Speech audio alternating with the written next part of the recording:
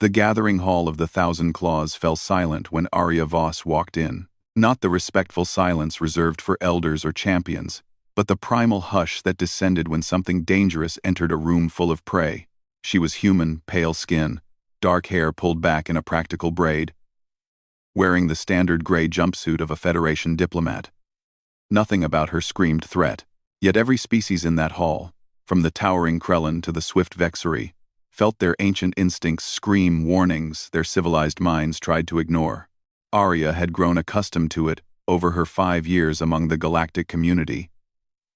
The way conversations died when she approached, the subtle widening of pupils, the unconscious step backward, the nervous clicking of mandibles and rustling of fur.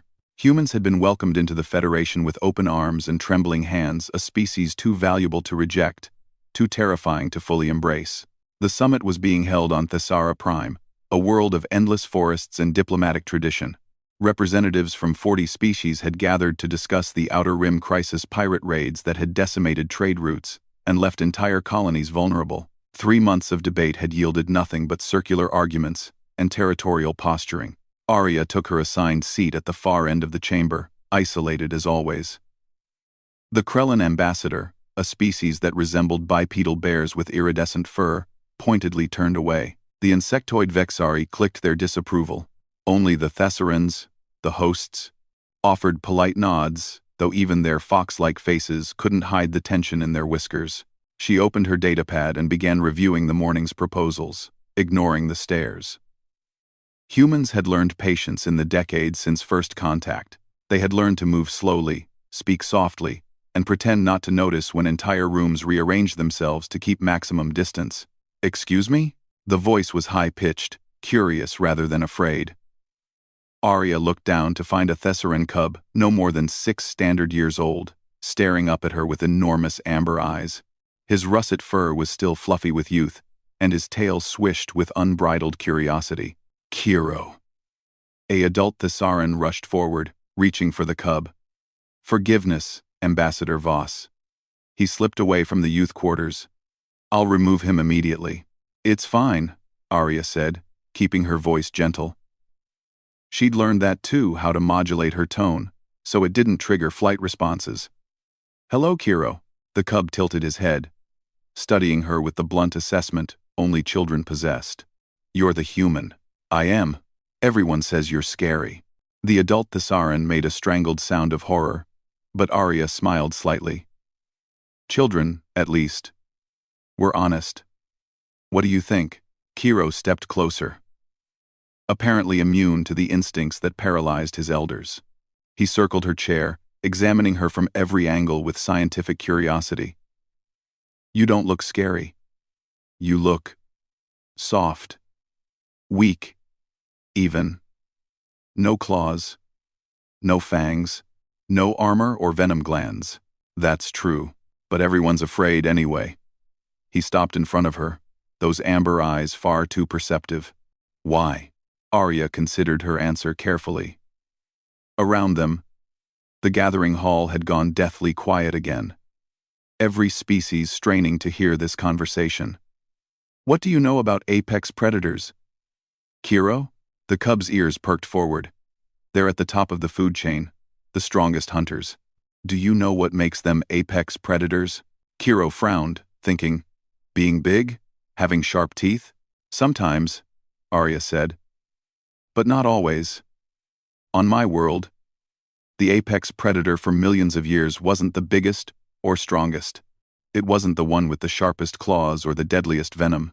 She leaned forward slightly, and despite herself, despite knowing better, every adult in the room tensed. Arya pretended not to notice. The apex predator was the one that could outthink everything else. The one that could track prey for days without rest. The one that could adapt to any environment. Eat anything. Survive anywhere. The one that didn't need claws because it could make weapons. The one that didn't need to be fast because it could be patient. Kiro's eyes widened. "Humans. We called ourselves persistence hunters," Arya continued, her voice soft but carrying through the silent hall. "We didn't chase prey until we caught it. We chased it until it collapsed from exhaustion. We tracked wounded animals for days. We learned which plants were poison and which could heal. We turned everything around us into tools and weapons. We looked at fire, something every other species feared, and we tamed it. She paused, watching understanding dawn in the cub's expression. And when there was nothing left to hunt, when we'd climbed to the top of every food chain on our world, do you know what we did? What? Kiro whispered. We started hunting each other. The cub's fur stood on end. An involuntary reaction. Around the hall, she heard the rustle of wings, the scrape of claws, the nervous chittering of 100 species confronting an uncomfortable truth. For thousands of years, Arya said quietly, we perfected the art of killing our own kind. We created weapons that could level cities. We developed strategies so sophisticated that entire civilizations fell without a single sword being drawn. We turned warfare into science and genocide into policy. She sat back, her expression neutral. And then, somehow, we stopped. We looked at what we'd become and chose differently. We built peace not because we were weak, but because we were strong enough to recognize that strength without purpose is just destruction. Kiro was silent for a long moment. When he spoke, his voice was small. Why does the apex wear a human mask? Arya smiled, a real smile this time, though it made several ambassadors flinch. Because the human is the mask, little one. What you see, this soft skin, these blunt teeth, this fragile body, this is what we chose to be. The predator is still there. It's always there. We just learned to wear civilization on top of it. She reached out slowly, telegraphing the movement, and gently ruffled the fur between Kiro's ears. And that's why they're afraid. Not because we're monsters, but because we chose not to be. And choice means we could always choose differently. The adult Thesaran finally found her voice. Kiro, come. Now. The cub obeyed, but at the door, he turned back. Thank you for answering my question, Ambassador Voss. You're welcome, Kiro. As the doors closed behind them, the gathering hall erupted in whispered conversations. Arya returned to her datapad, but within minutes, the Krellin ambassador approached her table. Then the Vexari, then others. By evening, they had a framework for addressing the Outer Rim crisis. By week's end, they had a treaty. The predator beneath her skin watched it all with patient eyes, satisfied that once again, her prey had chosen to be allies instead. For now, that was enough. After all, humans had learned patience.